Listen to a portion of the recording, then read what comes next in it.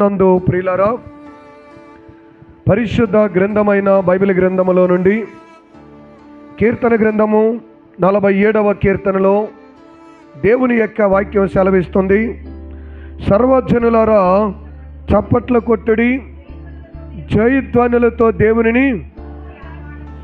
దేవుని గురించి ఏం చేయాలంట? ఆర్భాటము చేయాలి. దేవునికి స్తోత్ర.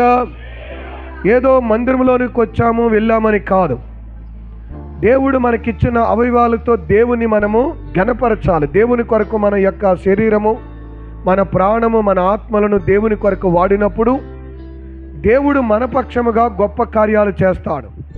బైబిల్ చెప్తున్న మాట ఏంటో తెలుసా? స్తుతి నీ స్థితిని మారుస్తుంది.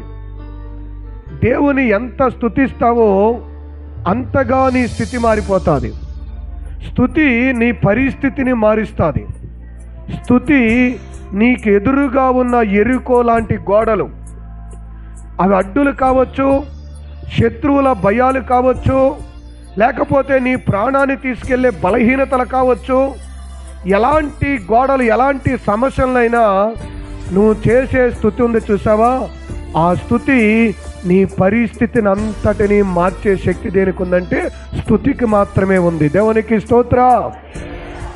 చాలామంది స్తుతించడం తగ్గిస్తారు, కావలసిన వాటిని అడుగుతారు. ప్రభువా నాకు అది కావాలి, ప్రభువా నాకు ఇది కావాలి, ప్రభువా నాకు ఇది కావాలని ఎప్పుడు అడుగుతూ ఉంటాం.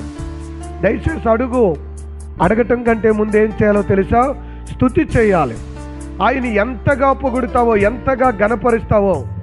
దావీదు సమయము దొరికినప్పుడల్లా దేవుని స్తుతించి ఆరాధించాడు.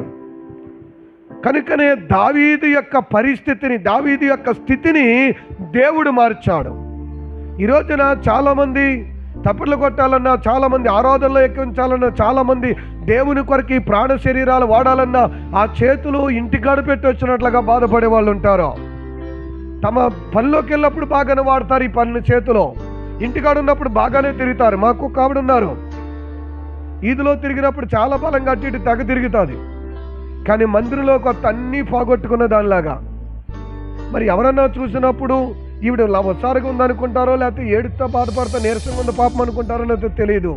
బైబిల్లో పక్కన పెడుతుంది, ఆ పక్కకు తలకా వాలేస్తుంది, పైన ముసుగేస్తుంది. నిద్ర అవుతుందో తెలియదు, ఏడుతుందో తెలియదు, స్తుతించదో. పనిలో ఉంటుంది ఓపిక, ఇంటికాడ తిరిగే దగ్గర ఉంటుంది ఓపిక, ఎవరి మీద దెబ్బలాడే దగ్గర ఉంటుంది ఓపిక, ఎక్కడికన్నా సందులంటే వెళ్ళాలంటే ఓపిక ఉంటుంది, ఎవరితో అయినా ఫోన్లు మాట్లాడడానికి గంటలు మాట్లాడడానికి చాలా ఓపిక ఉంటుంది. మందిరంలోకి వచ్చాక మాత్రం మాట్లాడాలంటే అసలు నా నోరు రాదు, అసలు మాట్లాడలేదు. అన్నీ పోగొట్టుకున్న వాళ్ళగా ఉంటావు. బైబిల్ చెప్తుంది, ఎప్పుడు నువ్వు స్తుతించడం మొదలు పెడతావో అప్పుడు నీ సంఖ్యలన్నీ ఒక్కోటి తెగటం మొదలు పెడతాయి. ఎప్పుడు నీ బలాన్ని దేవునికి ఇవ్వటం మొదలు పెడతావో అప్పుడు దేవుడు తన బలాన్ని నీకు ఇవ్వటం మొదలు పెడతాడు. అందుకని అంటాడు, మీరు ఇచ్చి చూడండి అన్నాడు. ఏం చేయాలంట?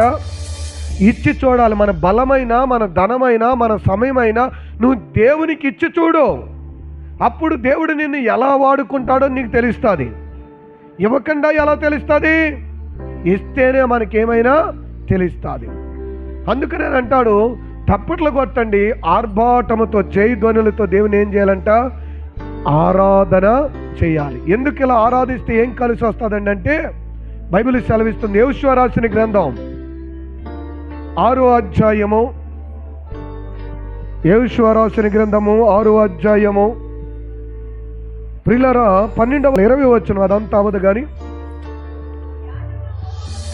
యాజకులు బోరల వదగా ప్రజలు కేకల వేసరి, ఆ బోరల ధ్వని వినినప్పుడు ప్రజలు ఆర్భాటముగా కేకల వేయగా ప్రాకారములు కూలిపోయిన. దేవునికి స్తోత్రం, హల్లెలూయా. ఎప్పుడైతే ఆర్భాటముతో వారి కేకలు వేశారో, ఆర్భాటంతో దేవుని స్తుతించారో, యాజకులు బోరలు ఊదినప్పుడంట మిగిలిన సంఘమంతా కూడా ఏం చేశారంటే ఆర్భాటముతో కేకలు వేసి దేవుని స్తుతించారు. అప్పుడు వారి ఎదురుగా ఉన్న ఎరుకో గోడలు, ఆ ఎరుకో గోడలంటే చాలా పెద్ద రాళ్లతోనూ చాలా వెడల్పుగాను ప్రియులారు ఎత్తుగా కట్టినటువంటి గోడలు, కానీ యెరికోను దేవుడు మీకు అప్పచెప్తానన్నాడు, ఆ యెరికోను స్వాధీనం చేసుకోమన్నాడు. కానీ వీరు యెరికో దగ్గరికి వెళ్ళేసరికి వీరు ఎక్కి వెళ్ళలేనంత ఎత్తైన గోడలున్నాయి, పడగొట్టలేనంత బలము కలిగిన గోడలున్నాయి. ఆ గోడలు ఆ యెరికో ప్రజలు ఎంత బలంగా కట్టుకున్నారంటే, మన బైబస్ రోడ్డు ఉంది కదండి, ఇటు 2 లారీలు అటు 2 లారీలు వెళ్ళేంత వెడల్పుగా, మనుషులు ఎవరు ఎక్కలేనంత ఎత్తుతో కొన్ని 100 టన్నుల బరువు కలిగినటువంటి రాళ్లతో ఆ గోడలు కట్టారు. అంటే అందులో ఒక రాయి తీద్దామన్నా ఎవరి వల్ల ఎవరి తరం అయ్యేటువంటిది కాదు. కానీ దేవుడు అన్నాడు, మీరు ఆ గోడలను పడగొట్టుకుని అవతల ఉన్న ఆ యెరికో దేశాన్ని నేను మీకు ఇస్తానన్నాను, ఆ దేశాన్ని మీరు తీసుకోండి అన్నారు. వీరు ఆ దేశం దగ్గరికి వెళ్ళిన తర్వాత ఆ గోడలను చూడగానే అందరికీ భయం వేసింది.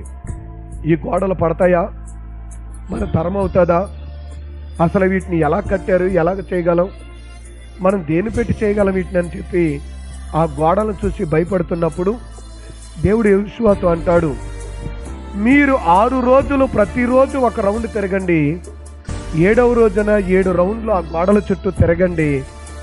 మీరు గుణపం కానీ, పార కానీ, కత్తి కానీ మరొక ఆయుధం ఏమీ తీసుకెళ్ళొద్దు. యాజకులను తీసుకెళ్ళండి, ప్రార్థన చేయండి, ఆరాధన చేయండి. మీరందరూ కూడా యాజకులు కొమ్ములు ఊదినప్పుడు మీరు బిగ్గరగా ఆర్భాటముతో కేకలు వేయండి అన్నాడు. ప్రియులారా, వారు 7వ రోజున ఆర్భాటముతో కేకలు వేసినప్పుడంట యెరికో గోడల కింద భూకంపము కలిగి ఆ ఎత్తైన గోడలు భూమి లోనికి వెళ్ళిపోయినాయి. దేవునికి స్తోత్ర. వారు ఎవరు ఒక రాయిని తీయలేదు, ఎవరు ఒక రాయిని లాగుదామని ప్రయత్నం చేయలేదు. ఎందుకంటే అది వారి వల్ల అయ్యే పని కాదు. కేవలం వారు ఏం చేశారు అంటే, వారికి అంత ఎత్తైన బలమైన గోడలు కనిపిస్తున్నప్పుడు అల్ప విశ్వాసంతో భయపడి ఇది మన అల్లవదు, మన తరమవదని వెనక్కి వెళ్ళిపోకుండా వారి దేవుడిని ఏం చేస్తాం మొదలుపెట్టారంటే ఆరాధించటం మొదలుపెట్టారు, కేకలు వేయటం మొదలుపెట్టారు, స్తుతించటం మొదలుపెట్టారు. వారి శక్తి కొలిదంట ఆర్భాటంతో కేకలు వేశారంట. దేవుడు గోడలు కూలిపోయేలాగా చేశాడు. దేవునికి స్తోత్ర. హల్లెలూయా. ఈరోజు నీకు కష్టం ఎదురైనప్పుడు, బాధ ఎదురైనప్పుడు, ఇబ్బంది ఎదురైనప్పుడు, అనారోగ్యం ఎదురైనప్పుడు, సమస్యలు ఎదురైనప్పుడు దేవుని ఆర్భాటంతో స్తుతించగలుగుతున్నావా, ఆరాధించగలుగుతున్నావా, దేవుని ప్రియులారా కొనియాడగలుగుతున్నావా? చాలామంది పరిస్థితులు బాగుంటే ఆరాధన చేస్తాం, బాగుంటుంది ఆరాధన చేస్తాం, కానీ బాధ వస్తే ఇక ఆ బాధతో ఆరాధన చేయలేము, ఏమీ చేయరు చాలామంది. కొంతమంది అయితే ఏదైనా యెరికో లాంటి సమస్య, ఇది తగ్గదరా అనుకునే సమస్య వచ్చిందనుకో, ఇంతకాలం దేవుని దగ్గరికి వెళ్ళాను, ఇంతకాలం దేవుని నమ్ముకున్నాను, ఏం చేశాడు దేవుడు, నాకేమీ చేయలేదని వెనక్కి వెళ్ళిపోయే వాళ్ళు కూడా ఉంటారు. కానీ వారంట వెనక్కి వెళ్ళలేదు. ఏం చేశారో తెలుసా? ఆర్భాటముతో దేవుని కేకలు వేశారు. వెంటనే ఆ గోడలన్నీ కూడా ఏమైపోయినాయి తెలుసా? కూలిపోయినాయి. ఈ రోజున నీ స్థితి మారాలి అంటే, నీ పరిస్థితి మారాలంటే, నీ నింద ఆశీర్వాదకరంగా మారాలంటే దేవుని దగ్గరికి వచ్చిన నువ్వు కుమ్ములిపోకూడదు, దేవునికి వచ్చిన దగ్గరికి వచ్చిన నీవు భయపడకూడదు, దేవుని దగ్గరికి వచ్చిన నీవు ఆందోళన చెందక, నా దేవుడు ఎలాంటి కార్యమైన నా పట్ల దేవుడు చేస్తాడో, కుళ్ళిపోయిన శరీరము, వాసన కొడుతున్న శరీరాన్ని, చనిపోయి 4 రోజులైపోయిన శరీరాన్ని, లాజరును తన మాట చేత దేవుడు సజీవుడిగా కేకేసిన దేవుడు, నా శరీరంలో ఒక అవయవము కుళ్ళిపోయినా, నా శరీరంలో ఒక అవయవము చెడిపోయినా, నా శరీరంలో ఒక బలహీనత నాకు వచ్చినా, నా దేవుడు ఒక మాట చెబితే అది మరలా బాగుపడదని విశ్వాసంతో నువ్వు ఏం చేయాలో తెలుసా? దేవుని ఆరాధన చేయాలి. దేవునికి స్తోత్ర. హల్లెలూయా. అప్పుడు దేవుడు నీ పరిస్థితిని అంతటినీ కూడా దేవుడు ఏం చేస్తాడు తెలుసా? మార్చివేస్తాడు. వారు స్తుతించడం ద్వారా ఏమైందంటే వారికున్న యెరికో గోడలు కూలిపోయి. దేవునికి స్తోత్ర. ఒక సహోదరుడు, యూట్యూబ్లో ఉంటుంది, సాక్ష్యం వినండి. ఒక సహోదరుడు 18 సంవత్సరాల వయసు, తల్లిదండ్రులు ఇద్దరు కూడా చాలా నమ్మకంగా దేవుని దగ్గరికి వెళ్తారు, దేవుని పనిలో ఉంటూ ఉంటారు. అయితే వారి కుమారుడు చక్కగా దేవుని పరిచర్యలో వాడబడుతున్నాడు, సండే స్కూల్ నడుపుతూ ఉంటాడు. ఆ కుమారుడికి 18 సంవత్సరాల వయసు వచ్చింది. 18 సంవత్సరాల వయసు వచ్చినప్పుడు ఒక రోజున ఒంట్లో బాగోలేదు, గొంతుకు నొప్పిగా ఉందని హాస్పిటల్కి వెళ్ళారు. హాస్పిటల్కి వెళ్తే ఎన్నో స్కానింగ్లు, టెస్టులు చేసిన తర్వాత డాక్టర్లు చెప్పిన మాట ఏంటంటే, ఈ బిడ్డకి గొంతుకు క్యాన్సర్ వచ్చిందన్నారు, నోటి క్యాన్సర్ వచ్చిందన్నారు. చాలా చక్కగా పాడేవాడు, ఆరాధన చేసేవాడు, మందిరానికి వెళ్ళేవాడు, సండే స్కూల్లో చక్కగా పిల్లలు నడిపిస్తూ ఉండేవారు. ఎప్పుడైతే గొంతుకు క్యాన్సర్ వచ్చిందన్నారో అందరూ కూడా భయపడ్డారు.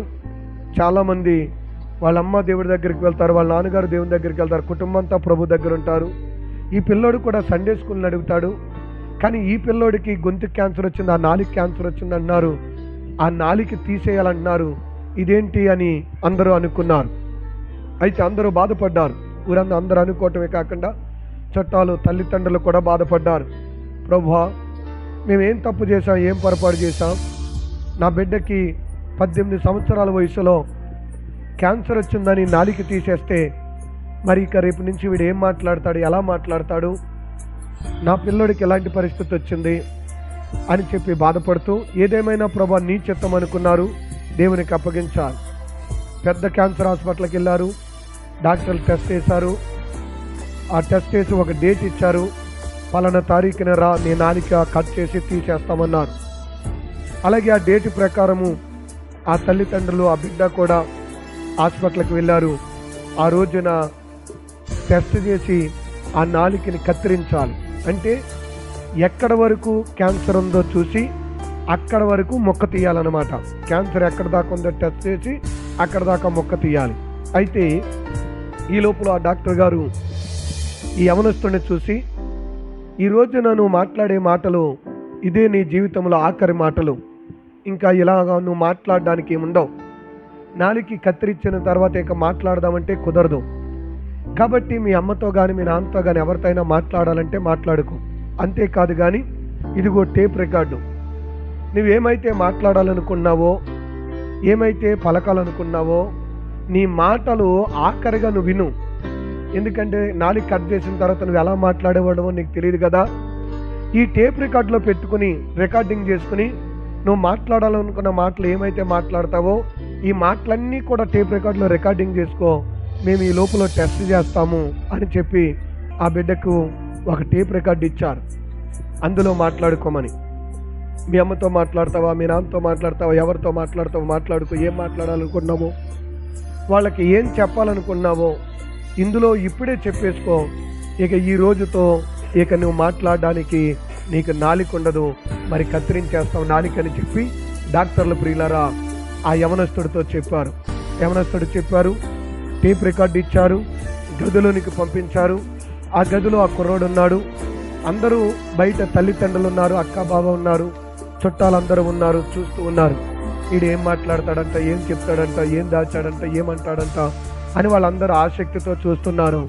ఈ కుమారుడు గదిలోనికి వెళ్ళిపోయి ఆ టేప్ రికార్డు ఆన్ చేసుకుని ప్రభువుని అడుగుతున్నాడంట, ప్రభా నిన్ను స్తుతించేది ఇదే ఆఖరి దినం, నిన్ను ఘనపరిచే స్థాయి నాకు ఇచ్చావు నాయనా. నువ్వు నాకు ఇంతవరకు ఇంతకాలం ఈ 18 సంవత్సరాలు ఇచ్చిన ఆయుష్ను బట్టి, ఆరోగ్యాన్ని బట్టి, మేలుని బట్టి నీకు వందనాలు, స్తోత్రాలు నాయనా. నిన్ను ఎమ్మిచ్చినా ఎంత ఇచ్చినా నీ రుణము తీర్చలేనని కేవలము దేవుడు చేసిన మేలు తలంచుకుంటూ, ప్రభా నీవు నాకు ఇచ్చినటువంటి ఈ ఆరోగ్యాన్ని బట్టి కూడా నిన్ను స్తుతిస్తున్నాను. నాకు ఈ రోగం నీ మహిమ కొరకు తెచ్చావు తప్ప మరొక దాన్ని తేలేదని కేవలము స్తుతించటం మొదలుపెట్టాడంటే ఆ టేప్ రికార్డులో స్తుతిస్తూ ఉన్నాడు. ఇక దేవుణ్ణే మహిమపరుస్తున్నాడు. తండ్రి మరలా నిన్ను స్తుతించలేమో, మరలా నిన్ను ఆరాధించలేమో, మరలా నిన్ను ఎంతగా నా నోటితో ప్రార్థన చేయలేనేమో, నాకు ఈ అవకాశం ఇచ్చావు, మరలా నేను వినాలని ఆ టేప్ రికార్డులో తన ప్రార్థన చేస్తూ స్తుతిస్తూ ఆరాధిస్తున్నాడు. స్తుతి మాత్రమే చేస్తూ ఉన్నాడు, ఆరాధిస్తున్నాడు. మరలా నిన్ను ఇలాగా ప్రార్థన చేయలేను ప్రభువా అనుకుంటూ దేవుని ఆరాధిస్తూ ఉన్నాడు. టైం అయిపోయింది. ఆ టేప్ రికార్డు తీసుకున్నారు, డాక్టర్లు పరీక్షకు తీసుకువెళ్ళారు. ప్రియులారా పరీక్షకు పట్టుకు వెళ్ళారు. ఆ పేపర్ లోనికి వెళ్ళి ఆ స్కానింగ్లు, ఎక్స్రేలు అన్నీ తీయటం మొదలుపెట్టారు. డాక్టర్లు బయటకు వచ్చారు, పాత రిపోర్ట్లు చూసుకున్నారు, కొత్త రిపోర్ట్లు చూసుకున్నారు. మరలా డౌట్ వచ్చింది, మరలా లోనికి తీసుకెళ్లారు, మరలా స్కానింగ్లు తీశారు, మరలా ఎక్స్రేలు, మరలా రిపోర్ట్ తీస్తున్నారు, మరలా లోన్ చెక్ చేసుకున్నారు, మరలా బయటకు వచ్చి మరలా పాత రిపోర్ట్లు చూస్తున్నారు. బయట ఉన్న తల్లిదండ్రులకి చాలా భయం వేసేస్తుంది. ఇన్నిసార్లు స్కానింగ్ తీస్తున్నారు, ఇన్నిసార్లు ఎక్స్రే చూస్తున్నారు, ఇన్నిసార్లు పాతే చూస్తున్నారు, కొత్తే చూస్తున్నారు. ఇప్పుడు నాలుక కాకుండా గొంతుకు కూడా వచ్చేసిందమ్మ, చాలా ఏదో సీరియస్ అవి ఉంటుంది. ఇంతమంది డాక్టర్లు అటు తిరుగుతున్నారు, ఇటు తిరుగుతున్నారు, రిపోర్ట్లన్నీ తిరిగేస్తున్నారు, పాతవేయమన్నారు, కొత్తవేయమన్నారు. అంతేకాకుండా తల్లిదండ్రులు కేకేసి అడుగుతున్నారు, మీరు ఏమన్నా మందులు ఆడారా, మీరు ఎక్కడికన్నా వెళ్ళారా, మీరు ఏం చేశారు అసలు అని అడుగుతున్నారు. వీళ్ళకి ఇంకా భయం వేసింది. ఇదేంటి మందులు ఆడతాం ఏంటి, ఎక్కడికన్నా వెళ్తాం ఏంటి, ఇప్పుడు ఏమైందిరా బాబు, ఇంకా మళ్ళీ ఎలాగ అడుగుతున్నారని వీళ్ళకి ఇంకా భయం వేసింది. ఆ భయంతో వాళ్ళు కంగారు పడుతూ ఉండగా ఉదయాన్నే వీరు వెళ్తే సాయంత్రం 6 గంటలకు డాక్టర్లు అనేకమైన రిపోర్ట్లు చూసి వారు మరలా వాళ్ళకి డౌట్ వచ్చి 3వసారి రిపోర్ట్ చూసి చెప్పిన మాట ఏంటో తెలుసా, ఏ నాలికకైతే ముందు క్యాన్సర్ ఉందని భయపడ్డామో అదే నాలిక క్యాన్సర్ లేదని రిపోర్ట్ వచ్చింది. తప్పులు కొట్టి ప్రభువుని మహిమపరచు. హల్లెలూయా. నేనంటాను, రాజాని హిజ్కియాకు ఒక అవకాశం వచ్చింది. రాజులు రాసిన 2వ గ్రంథం 20వ అధ్యాయంలో, నువ్వు చచ్చిపోతావు, రేపు పొద్దుడితో నువ్వు చచ్చిపోతావు, నీ ఇల్లు చక్కబెట్టుకుంటే ఎవరమైనా బోరుమని ఏడుస్తూ అమ్మతో మాట్లాడాలా, తల్లితో మాట్లాడాలా, పిల్లలతో మాట్లాడాలా, పెద్ద కొడుకుతో మాట్లాడాలా, చిన్న కొడుకుతో మాట్లాడాలా, లేకపోతే దూరంలో ఎక్కడ ఉన్నారు వాళ్ళు కేకేయండిరా, వాళ్ళతో మాట్లాడాలనిపిస్తుంది, వాళ్ళు చూడాలనిపిస్తుందని ఆ మంచం మీద నుండి మనం ఎన్నో కబుర్లు పంపుతాం, అందరితోటో మాట్లాడటానికి, వాళ్ళని చూడాలి, వీళ్ళని చూడాలంటాం. కానీ హిజ్కియా చనిపోతావని చెప్తే ఏం చేశాడు తెలుసా, గోడ తట్టు ముఖం తిప్పుకొని, ప్రియులారా, భార్యతోటో పిల్లలతోటో ఇంకొకరితో ఆశతో మాట్లాడాలనుకోలేదు. ఆ సమయంలో ఆ గంటలో దేవునితో మాట్లాడాడు. ఆ గంటలో దేవునితో మాట్లాడాడు. ప్రియులారా, 15 సంవత్సరాలు దేవుడు అతనికి ఆయుష్ను దేవుడు ఇచ్చాడు. నేనంటాను, ఒకవేళ హిజ్కియా చచ్చిపోతామన్నాడని ఆ గంటలో లేకపోతే ఆ రోజున భార్యతోనో, పెద్ద కొడుకుతోనో, చిన్న కొడుకుతోనో, చుట్టాలతోనో, చూడాలనిపించిన వాళ్ళతో మాట్లాడితే చచ్చిపోయేవాడేమో. కానీ చావు మరణం మీదకు వస్తే ఎవరితో మాట్లాడాడో తెలుసా, దేవునితో మాట్లాడాడు. ఆయన ఒక్కడ నాతో మాట్లాడితే చాలనుకున్నాడు. 15 సంవత్సరాలు దేవుడు ఆయుష్ని పొడిగించాడు. ఈ యవనస్తుడు కూడా, అమ్మ నాకు నాలిగిపోతుంది, ఆ నాన్న నా నాలిపోతుంది, తమ్ముడు నా నాలిపోతుంది, బావ నా నాలిగిపోతుందని వాళ్ళతో అది మాట్లాడతాను, వీళ్ళతో ఇది మాట్లాడతానంటే నిజంగా ఆ క్యాన్సర్ అలా ఉండినేమో. కానీ ఆ బలహీనతలో కూడా ఏం చేశాడో తెలుసా, ఆ నాలికతోనే దేవుని స్తుతి చేశాడు. ఈ రోజున ఏ బాధతో వచ్చావో స్తుతి చేస్తున్నావా, ఏ కష్టంతో వచ్చావో స్తుతి చేస్తున్నావా, ఏ ఇబ్బందులో ఉన్నావో పర్వాలేదని స్తుతి చేస్తున్నావా? ఒకవేళ నీ బలహీనతతో నీ చేతులు తప్పట్లు కొట్టడానికి, నీ చేతులు ఆరాధించడానికి రాకపోతే బలహీనత వైపు చూడకుండా దేవుని ఆరాధించడానికి నీ అవయవాలు వాడు. ఆ బలహీనతను దేవుడు తీసివేస్తాడు. దేవునికి స్తోత్రం. నీ రోగం వైపు చూడకో, నీ బలహీనత వైపు చూడకో, నీ అప్పుల వైపు చూడకో, నీకు ఎదురుగా ఉన్న ఎరుకో గోడల వైపు చూడకో. దేవుని మందిరంలోనికి వచ్చి ఆరాధన చేయటం మొదలుపెట్టిన తర్వాత మనుషుల వైపు కానీ, నీ సమస్యల వైపు కానీ చూడక, నీ ప్రాణము, నీ శరీరము, నీ ఆత్మ దేవునికిచ్చి ఎప్పుడైతే ఆర్భాటంగా దేవుని ఆరాధిస్తావో ఆయన ఎరుకో లాంటి గోడలు ఏం చేస్తాడో తెలుసా, కూల్చివేసి నీ పాదాల దగ్గర తీసుకొస్తాడు. ఏ నింద, ఏ అవమానం, ఏ కష్టము ఈ ప్రియులారా నిన్ను బాధ కలిగించిందో, ఎవరైతే నిన్ను చూసి నవ్వారో, ఏళన చేశారో వాళ్ళని నీ కాళ్ళ దగ్గర నిలబడేలాగా చేసే స్థితి ఏంటో తెలుసా, దేవుని స్తుతించుటే నీ స్థితిని మారుస్తుంది. దేవునికి స్తోత్రం. హల్లెలూయా. ఆరాధన, నడిపింపు, అభిషేకము దిగి వచ్చిందంటే ఒక్కసారి తాకితే చాలు, నీ జీవితంలో నీకున్న బలహీనతలన్నీ కూడా, నీ సమస్యలన్నీ కూడా విడిచిపోతాయి. అందుకని అంటాడు, ఆర్భాటముతో దేవుని స్తుతించేవారుగా ఉండాలి, ఆరాధించేవారుగా ఉండాలి.